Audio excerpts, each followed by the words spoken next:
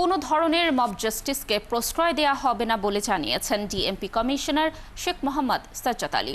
মঙ্গলবার ডিএমপি সদর দপ্তরে এক অনুষ্ঠান শেষে সাংবাদিকদের প্রশ্নের জবাবে তিনি বলেন, মব জাস্টিসের সঙ্গে সংশ্লিষ্টতা পাওয়া গেলে কোনো ছাড় নয়, মামলা করে তাকে আইনের আওতায় আনা হবে। এরই মধ্যে সাবেক সিইসি নুরুল হুদার সঙ্গে ঘটে যাওয়া ঘটনার বিষয়ে মামলা হয়েছে। একজনকে গ্রেফতার করা হয়েছে বলেও জানান কমিশনার। ওই ঘটনায় পুলিশের গাফিলতি থাকলে তাদের বিরুদ্ধে ব্যবস্থা নেওয়া হবে বলে জানান তিনি।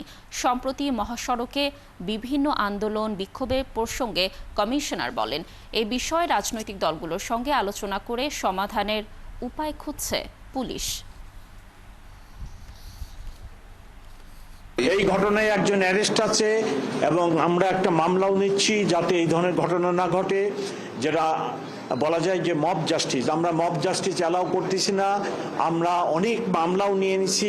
রাত্রি কারোর বাড়িতে আসামি আসে বলার কথা বলে যায়, তার বাড়িতে হানা দেওয়া, তার দরজা ভাঙা বা কিছু করা, এই ধরনের আমরা মোটেই গ্রহণ করতেছি না এবং এর বিরুদ্ধে কিছু ব্যবস্থা নেওয়ার কারণে রিসেন্টলি এই ঘটনাও অনেক কমে গেছে। আমরা কেউ আইন হাতে তুলে নেওয়ার অধিকার রাখি না। এটা পুলিশের দায়িত্ব, পুলিশ ব্যবস্থা নেবে।